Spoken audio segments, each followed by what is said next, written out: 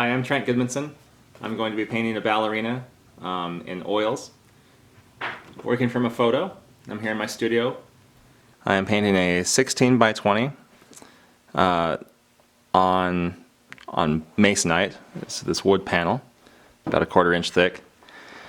I don't always paint from photos, although it is awful nice when it involves a person because they can sit still longer. Painting from a photo never is a substitute for painting from life, but it is a good tool to use. So do not be afraid to paint from a photo, but do always paint from life every opportunity you can, so that you'll know how to translate that photo. So you're not just painting things that look like photos. You don't want oil paintings to look like photos. So I'm just going to get started. This is going to be an oil painting. Right now I'm using burnt sienna and black. I'm just going to lay down a general color there over the whole thing.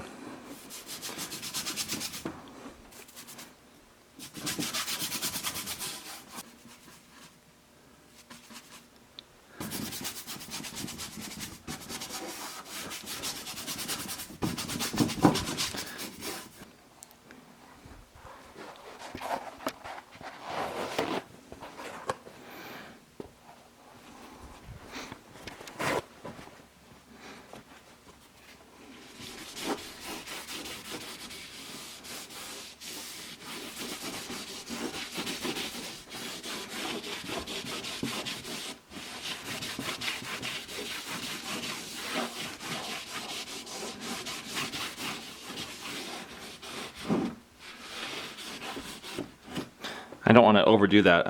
I like that there's some things happening in there, perceived textural things. Okay, I'm going to switch brushes. That will no longer be any good for me. Let's see here. Let me go over here.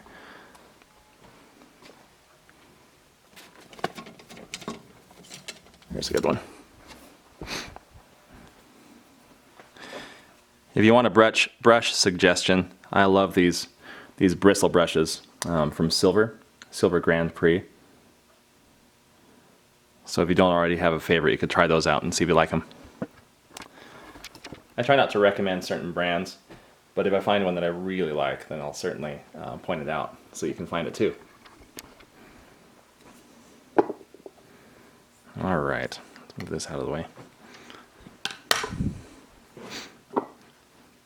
I have an extremely small setup here, only because I started using my other table there for junk collecting. It's a temporary situation.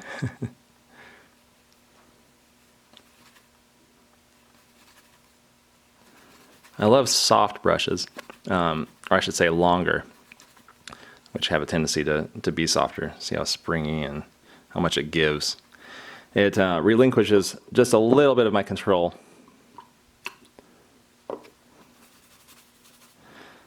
So that the paint itself can show its qualities. Alright, zoomed out as far as I can. I'll try to hold it steady, but I apologize if I don't do a good job. I'll do my best.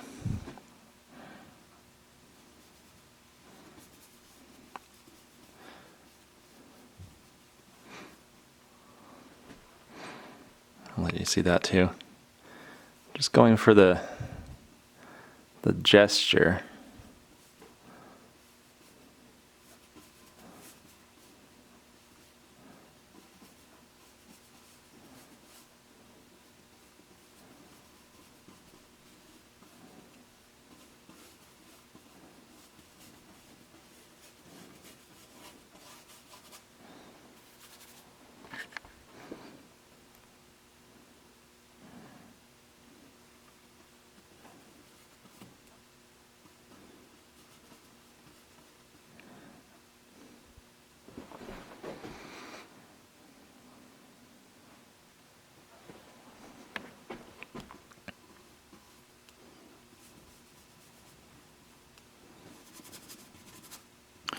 So once I've got the gesture in, I immediately try to establish the darkest darks and sometimes the lightest lights. I don't always.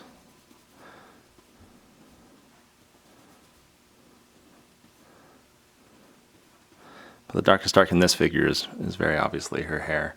And I'm ignoring the background for now.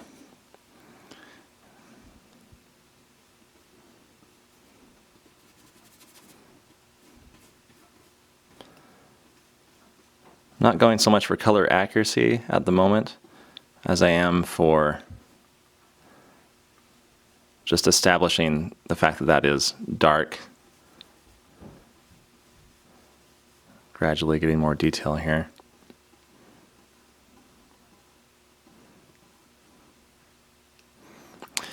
I'm trying to compare, in the photo I'm seeing, how much space there is from the top of her hair down to the bottom, to the nape of her neck, compared to there, from that point down to there, and that point down to there. Measuring is pretty much just comparison, as is color mixing. It's just comparing what's there with what needs to be there next to it.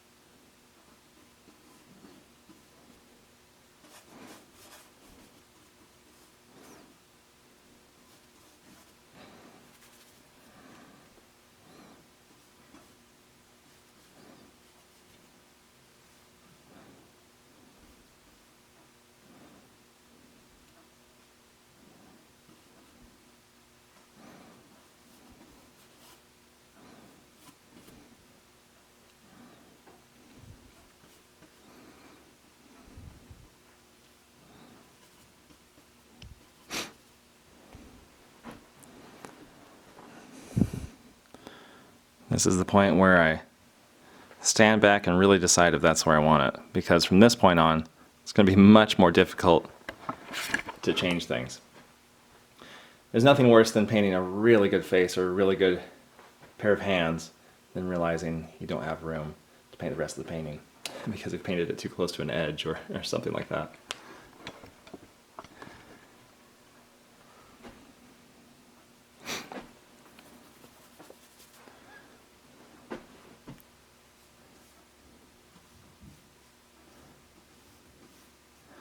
There we go. That's more interesting for sure. Reflections.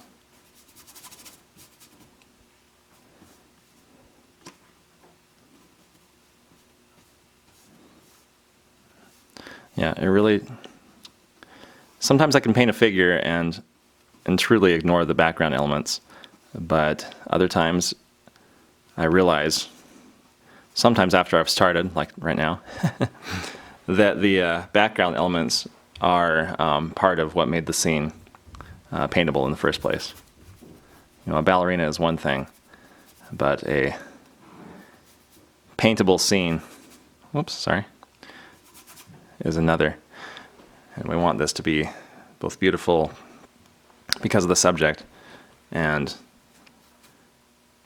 viewable for a long period of time because of how it's painted, how it's laid out. Let's see.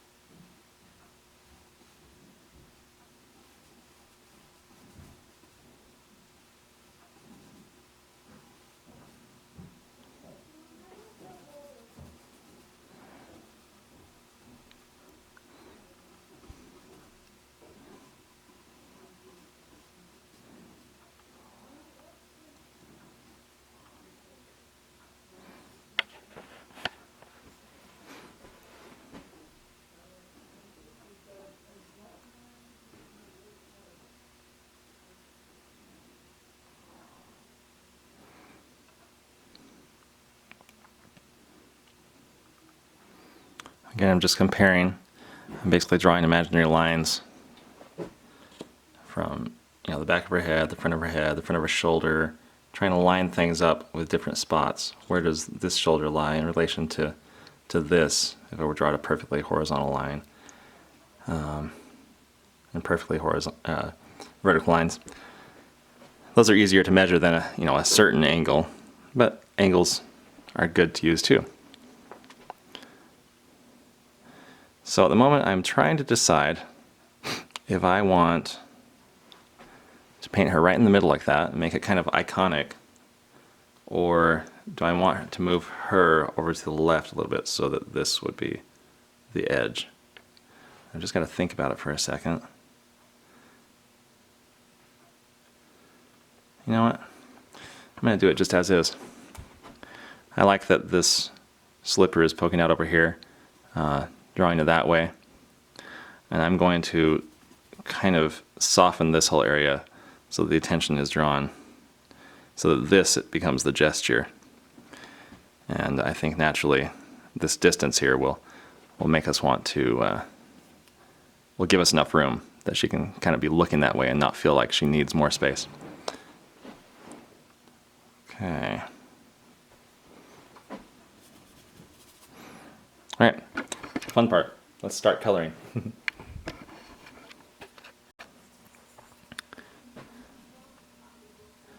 Okay, I am just mixing. Let's see, I've got pink and I've got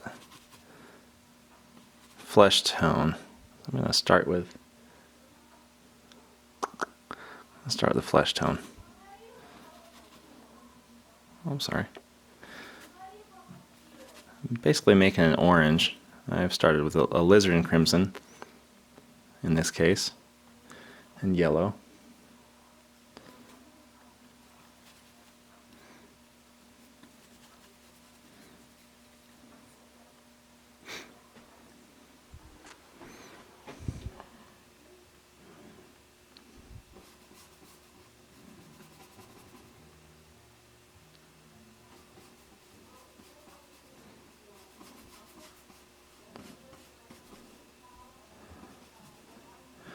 I'm just kind of doing it coloring book style at the moment.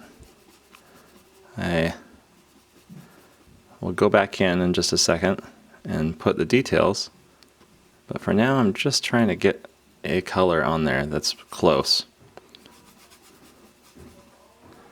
I'm going thinner in the spots where I know I'll be changing things more. I'll be adding more white there and there. But I'm still kind of, getting it in there. That needs to change.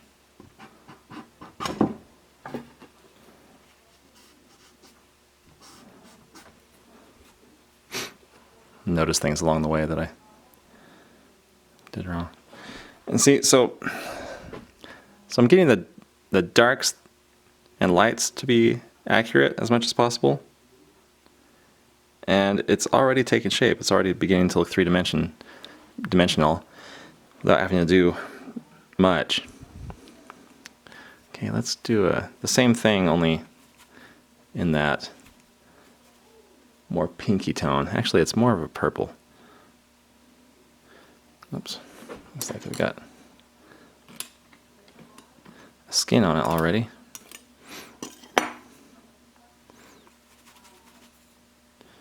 So I've got some alizarin crimson, alizarin crimson there, ultramarine blue, and dioxazine purple are the ones on my palette. You don't have to use those, but I like those ones. Okay, you can see they're really close to, if you were to blur your eyes and judge values, there's very little difference between this up here, the skin tones, and the general tone of this. So I'll bear that in mind as I put this down, see if it's close.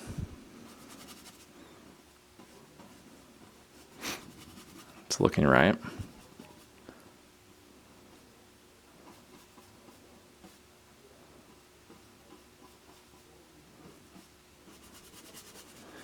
Again, this isn't necessarily for accuracy at this point. as much as just a generalization.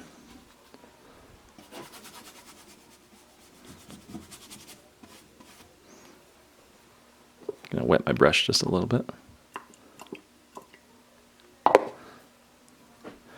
I'm just using, you can see it right there, just odorless thinner by Gamblin. I like that stuff.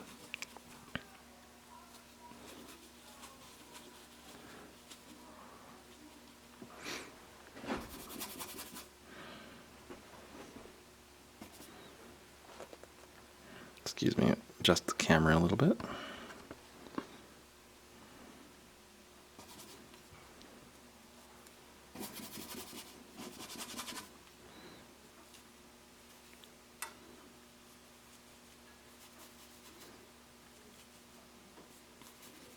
Oops, a little too blue. Maybe. Guess that's right. Let's see. The question I get asked most frequently is, how do you mix your colors? And you'll probably hear me repeat this over and over again, just because I am asked so frequently. But you pretty much just choose a color that you think is pretty close, and you put it on the canvas. You don't worry about being completely 100% accurate at first, because you're not going to be. I mean, you might, I guess. You could get lucky. But chances are you're just going to be in the same color family, and that's it. But as soon as you put that down on the canvas, you'll know if it's too light or too dark, or too purple or too orange, or whatever the case may be.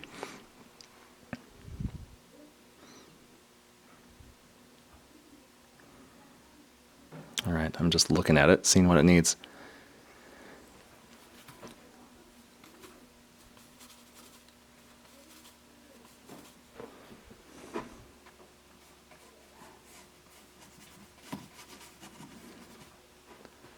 Just need to put those in there so it begins to take shape compared to its surroundings.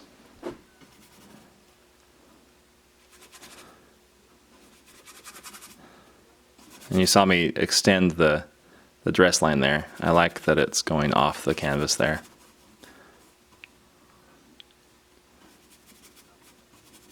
I love how warm these shadows are. Oops. Compared to how blue and light the reflections are from the window in the studio there.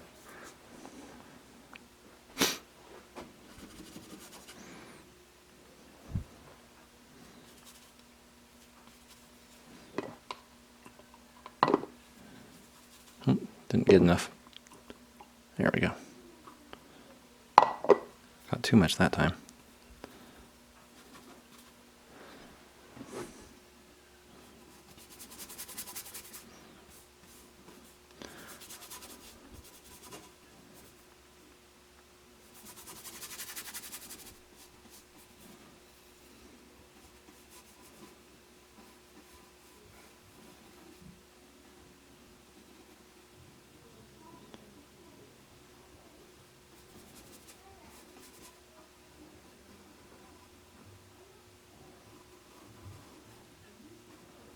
There we go, there's some accurate drawing there. Just with the end of the brush.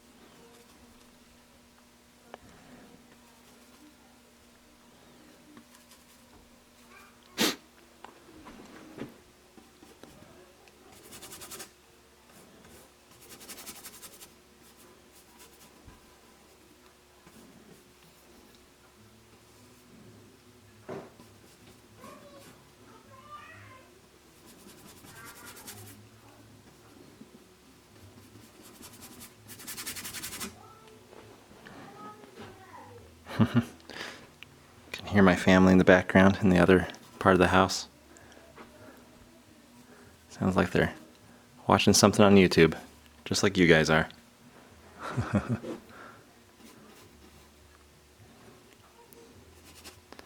little too black. Add brown to warm it up.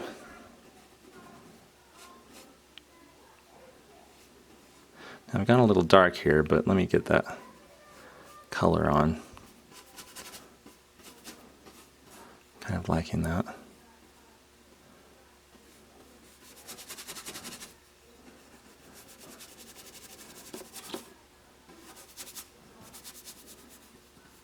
Yeah, I should have taped that photo up there. I keep on knocking it with my brush.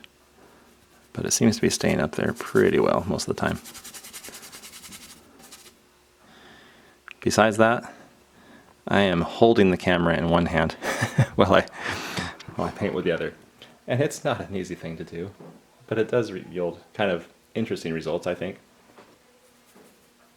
If I were watching a painting video, I'd want to be seeing both the mixing and the painting itself.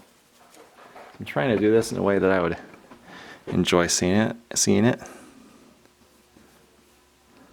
But I'd appreciate your feedback if you want to offer your opinion.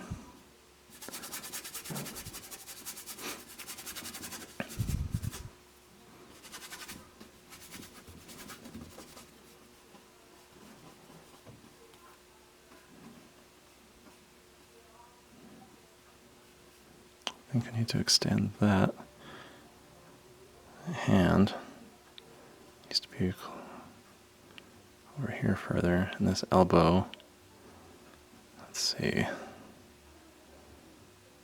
maybe a little too low.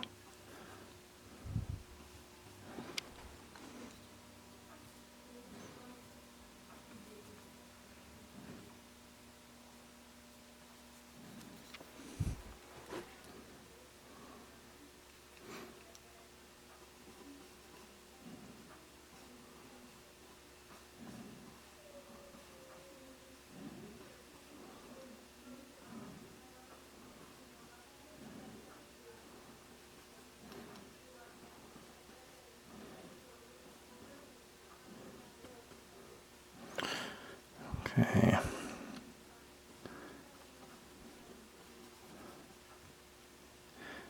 You'll see that I'm using a lot of that same mixture I started out with, the black and burnt sienna.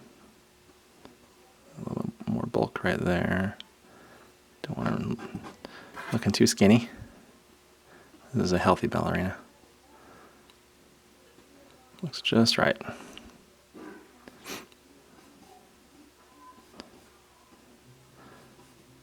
Not only does she look healthy and look very pretty, but she's a nice person too. That's more important.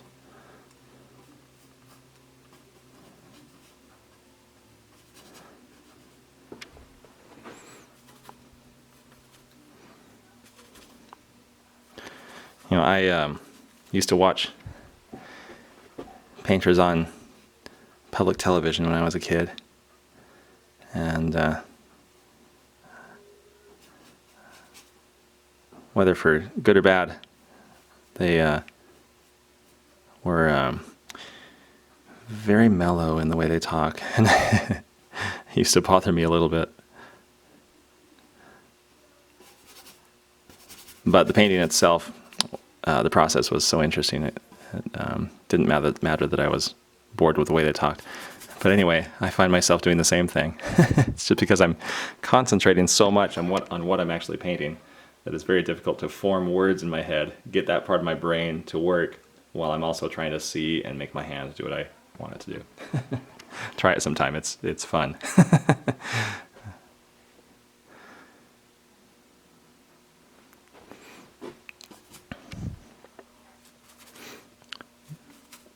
There are stages in a painting where you'll be proud to show other people, and others where you wish you could cover it up with a blanket and not let anybody see it. And that's totally normal. It's going to go through those stages. Because you have to sometimes paint over parts that you really like, and then it goes through a temporary ugly stage, and things become things that were accurately painted if you're correcting them, which you should be. Then those accurate parts will not be accurate for a minute or two until you correct everything around them.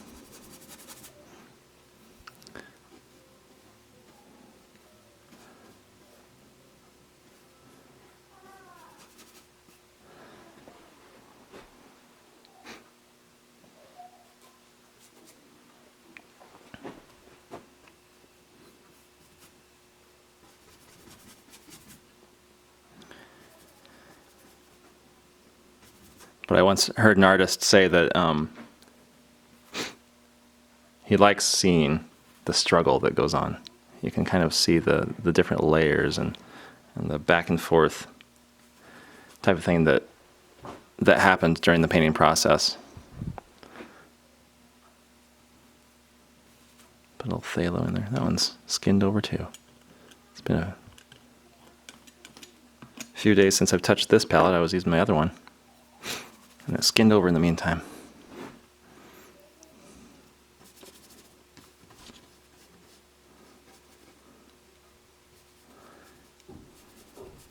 Anyway, regarding the struggle that an artist goes through to paint, it doesn't have to be a rip your hair out type of a struggle or anything.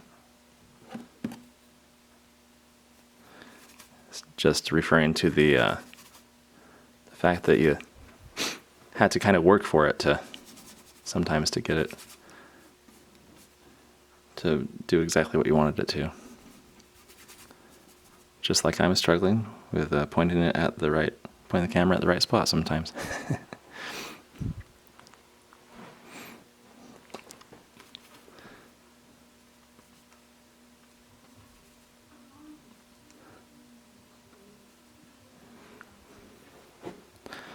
I already know that I want it more brown than that.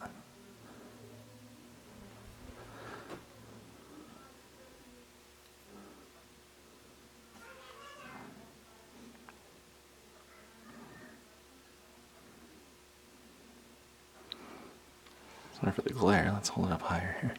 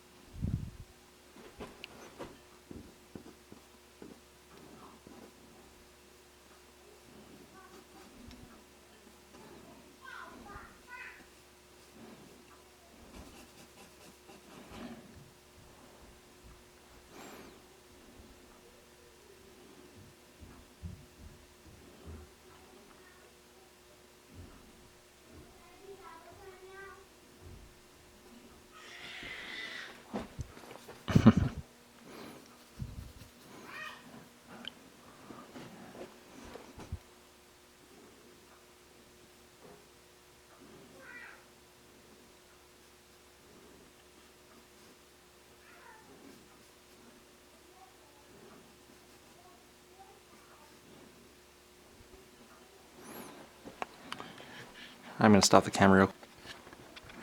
I don't wash my brushes very often during the painting process. I find that if my previous color mixes a little bit with the next color, it's actually a good thing for me. I like having that color that keeps on showing up, and they sort of mix a little bit with each other. So I don't let it bother me too much. However, when I'm going from a particularly dark passage of the painting to a lighter one, like right now, I'm going to start doing these lighter areas. Then I kind of want a new brush. Well, I did get a new brush. I'll talk about that in a second. But I want a clean brush. And yes, I also have a new brush at this point. Going a little bit smaller, a little softer. This one Whoops. Come on, camera. Isn't that beautiful? Mongoose hair is what that is. This is a brush by Rosemary and Company in England. And it's not going to focus. Yeah, it won't. But anyway, you can look them up.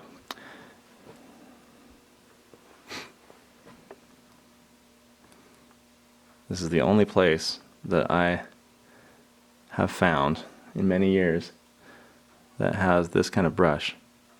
And this is actually much higher quality than the ones I remember using a long time ago.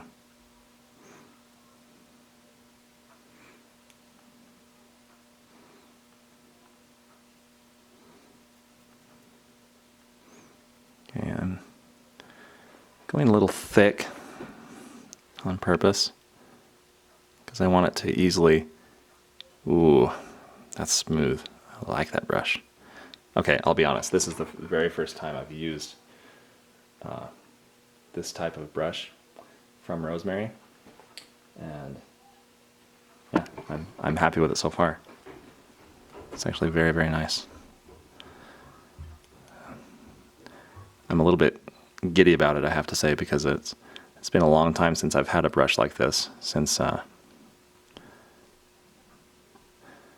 Langnickel company stopped making them a few years ago. And to be perfectly honest, they weren't the highest quality brushes in the world. And this has the same feel that I remember, only immediately I can tell that it's a nicer brush.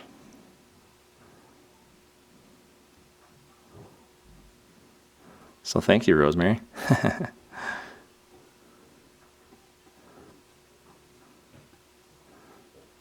They're in England, but they ship everywhere. And they're really fast, too.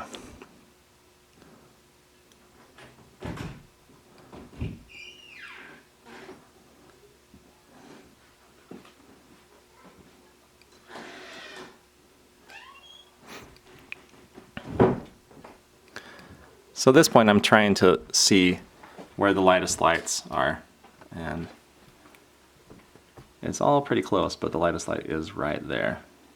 So nothing, at least on her body, is going to be any lighter than that. The only spots that I can even see that would be brighter would of course be the windows, which would be almost pure white when I paint them, and possibly a glint on her earring or on her costume.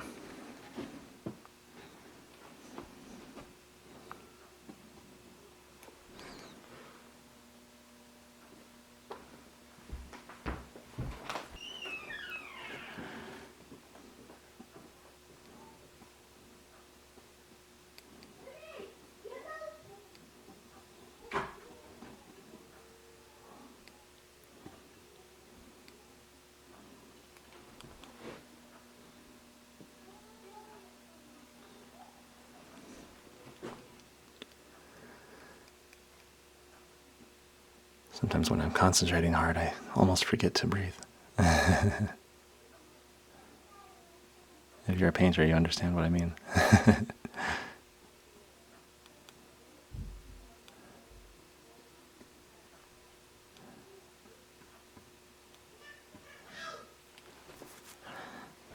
I'll definitely be putting more detail in there as I go along, but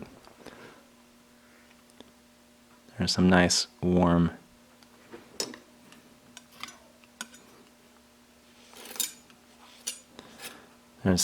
tones in the skin that I'm trying to bring out a little bit.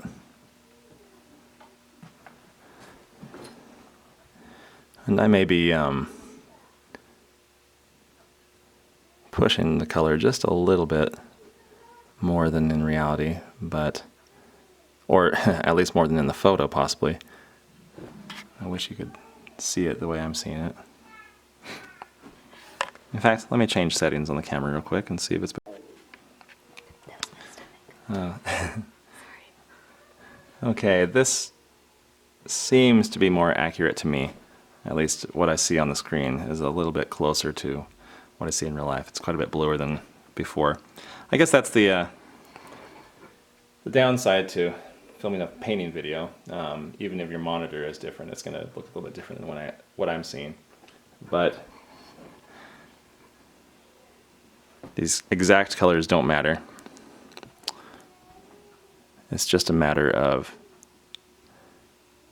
as I mentioned earlier, getting accurate comparisons and relationships between the colors.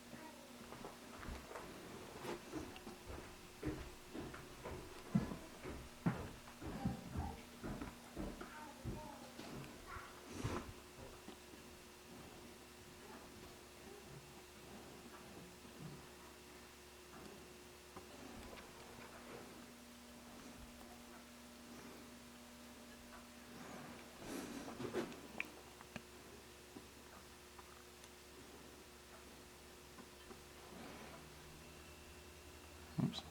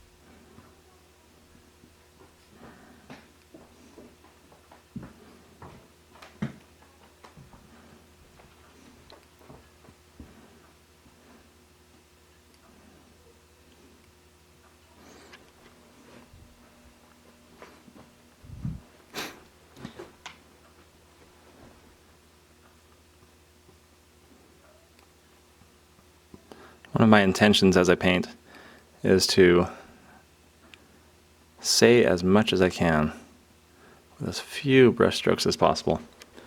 And I just love it when I can get a gesture, or even better, an actual, accuracy, like I'm doing the fingers right here, with just a couple brush strokes.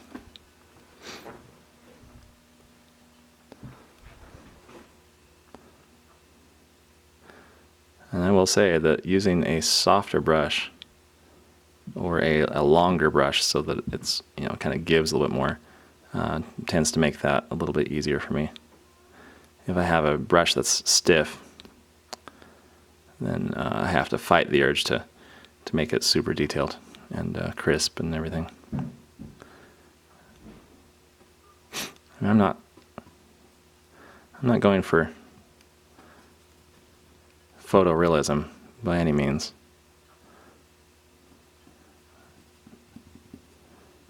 Going for more of a realism without detail, if that makes any sense.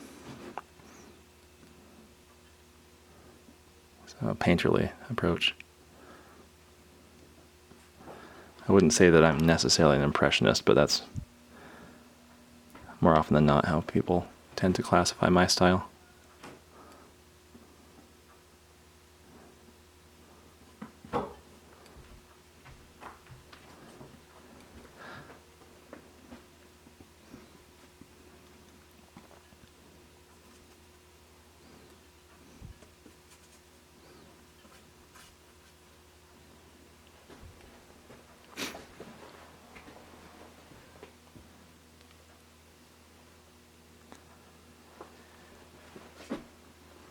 Okay, it's looking pretty good.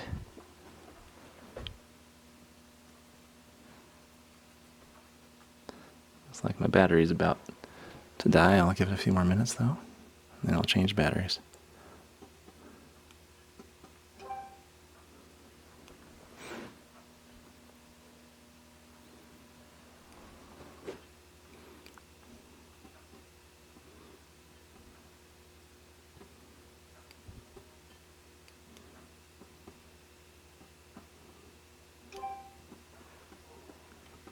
Got our other camera going here.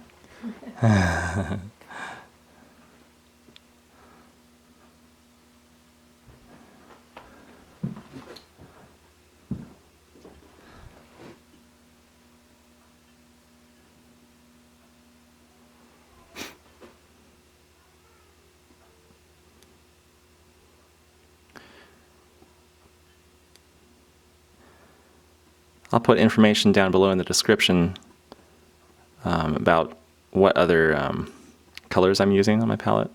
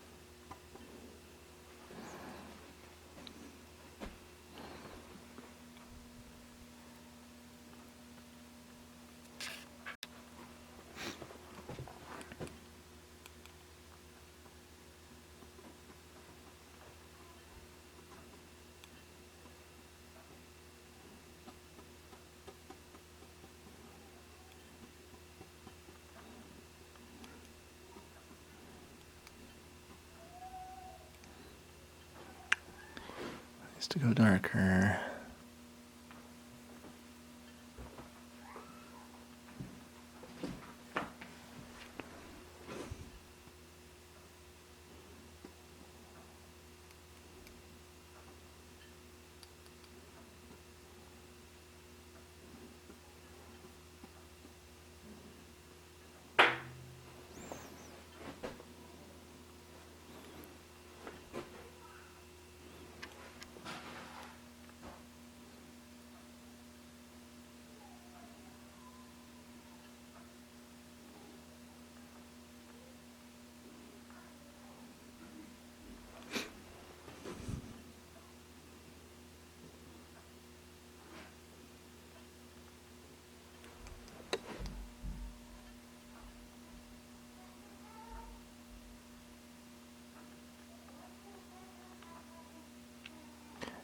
This is Cadmium Red Light and Cadmium Yellow Pale.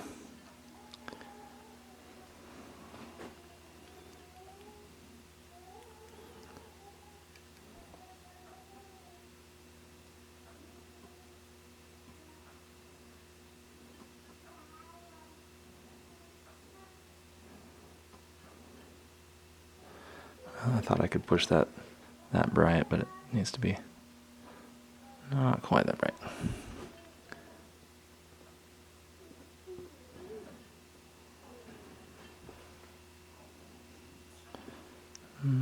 Still looks a little bright, but let me leave it for a few minutes and see if it grows on me. You're welcome, Jessie. Hey, sweetheart. I'm dead. Yeah, I've got to change batteries.